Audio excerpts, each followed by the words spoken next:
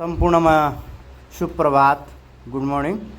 आज हाम्रो करेसाबारीमा लगाइएको विभिन्न फलफुल र विभिन्न तरकारीहरू जुन लगाइएको छ त्यसको बारेमा चर्चा गर्दै यो भिडियो मार्फत तपाईँहरूलाई देखाउन चाहेको छु।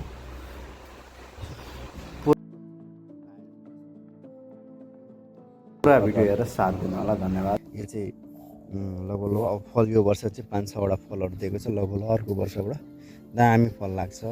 मैले विशेष गरेर भन्न के खोजेँ भने यो कागतीको बोटमा ट्याक्क मैले एउटा किरा भेटेँ कि यसरी मजाले होइन यसरी लागेको थियो। यो किरा चाहिँ यहाँ छ।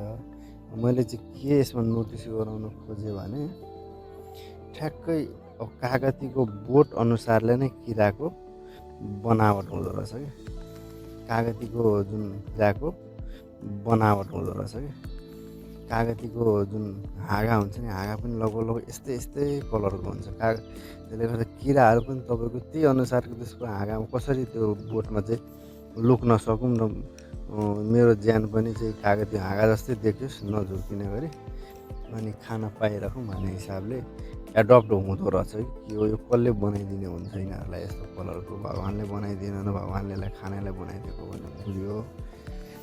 अनि ठ्याक्कै यस्तै चाहिँ हेर्नु यो यहाँ सानो एउटा यस्तो पनि छ।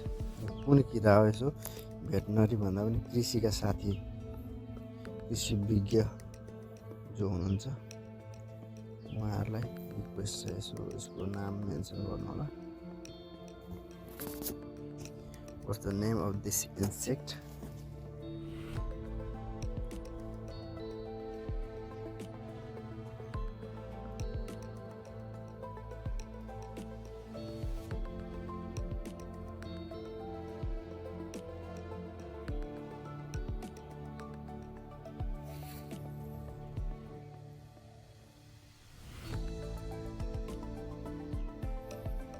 इन्सेक्टको नाम चाहिँ के हो हेर्नुहोस्।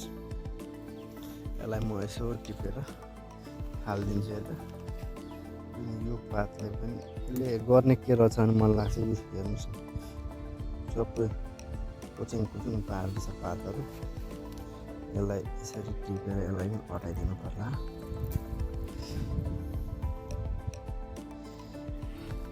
यो चाहिँ उत्पादन चाहिँ धेरै ढिलो भयो यसको। छायामा परेर अब के यसको उत्पादन विकास बोर्डको यसरी नै हुने हो। यो चाहिँ हाम्रो लोकल कागती तराईमा हुने बाम फल्छ। यो बाम फल्ने हुन्छ फलि नसक्नु लोकैले थामी नसक्नु जस्तो यसको फलाइ हुन्छ। अनि यसको बोट चाहिँ एकदम उयोमा थियो बत्रिसक्यो। त्यसले गर्दा यसलाई छाँटकाँट गरेर यसो अलिकति हाँगालाई कटिङ गरिदिएको। अलिकति कम भएको छ यसको फल। यहाँ एउटा लगाएपछि फेरि यो एकदम फैलिने खालको यो पर्छ। फैलिने खालको जात हो। एकचोटि लगाएपछि तपाईँहरूलाई जीवन पर्यन्त यसले खुवाइरहेको छ। हामीले ट्र्याक्टरसँगले यो ओल भन्छौँ हामी इङ्ग्लिसमा एलिफेन्ट याम यो चाहिँ लाछौँ। लगभग यहाँदेखि यहाँसम्म लाछौँ र यो लगभग अहिले यहाँ कति भयो होला लगभग 8-10 कुन्टल जति बिउ चाहिँ लाग्यो।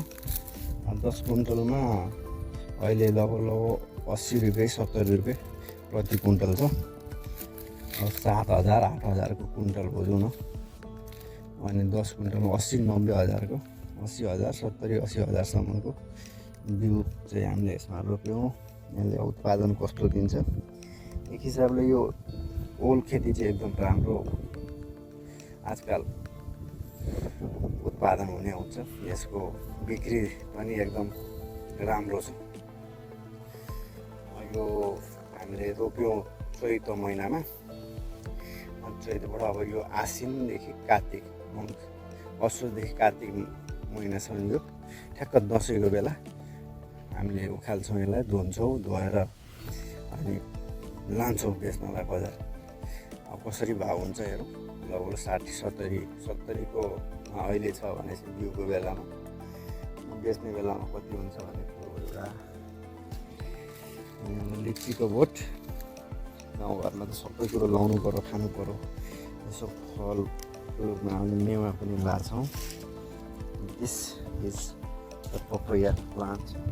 रोपेको लगभग 5 महिना 4 महिना 5 महिना भइसक्यो, बल्ल अब चाहिँ फर्स्ट आएको जस्तो छ। अलिकति त्यसले त्यो पनि एकैछिन खुजुन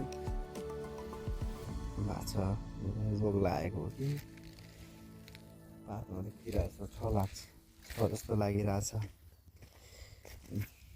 सबै किरा त लाग्छ नि यार। लज अनि यो हेर्नुहोस् किरा, यसले त बर्बाद पार्यो त यसले। त्यही भएर त बढ्न दिँदैन त। बर्बाद छ यो किरा लाएर। अनि कहाँ फलोस् त यार यसरी। किन सानो भनेको त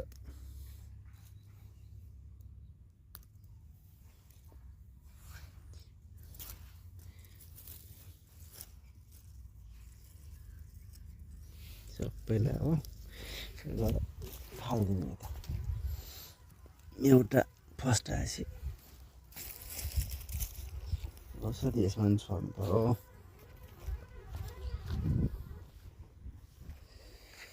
यो चाहिँ परवल खेती। गाउँघरमा सबै कुरो चाहिँ एकदम माक्स लगाइन्छ खानालाई। तरकारीहरूको आफ्नै बारीमा उत्पादन गर्यो अनि त्यही खाने हो। यो अनि मेरो भाइ right now he's studying master in soil science. Look, the guy is just doing hard works in this Karesabari. त्यसले प्याज खाएर लाँदैछ घरमा। हामीले यो वर्ष यति नै प्याज रोप्यौँ। प्याज धेरै रोपेर अब रोप्ने उत्पादन बेला उम्रिँदैन, उत्पादन हुने बेला भावै हुँदैन। बेकार धेरै रोपेर सडेर गलेर जाने हुन्छ। त्यही ठिकै रोपिएको छ। अनि अर्को हाम्रो केरा खेती। केरा खेती यो खाना लाउनलाई हामीलाई यतिले पुग्छ। यो चाहिँ 2टा केरा चाहिँ मैले G9 को रोपेर खाएको छु।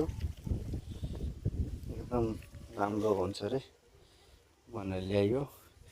अनि यो चाहिँ हामीले एउटा सीताफल पनि लाग्छौँ बारीमा। अनि एउटा के नाम अरे यो परवल, अलिकति हाइब्रिड खालको परवल हो यो। पहिला यस्तो चाहिँ हुँदैन थियो हाम्रो गाउँघरमा। हामीले यो चाहिँ ल्याएर अनि खानालाई हामीलाई पुग्छ बारीमा, तरकारी खानालाई। अनि यही हो, यस्तै हो हाम्रो बारी म्यानेजमेन्ट यस्तै छ साथी हो।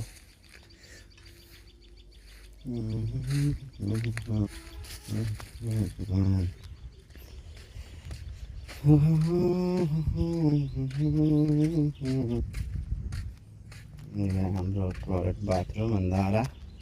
अनि अर्को यता हामीले कृषिको लागि यस पशुपालन पनि गरिरहेको छु कृषिमा। भैँसी चाहिँ यसको बच्चा यो मुर्रा जातको सुई हो। लाहानको सिमेन्ट युज गरेको छौँ हामी। दामी भएको छ। लगभग एक वर्ष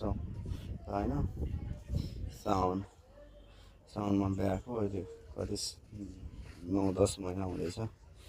यो मेरो अर्को भैँसी अहिले दुध दिइरहेको छ 3-3.5 लिटर।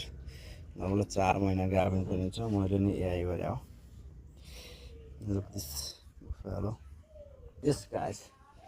यो चाहिँ हापले अहिले ल्याएर राखेको प्याज हो। एउटा सुकाउने हो होइन, एकदम सुकाउने हो। सुकाइसकेर सबै काटेर राखेर युज गर्ने हो।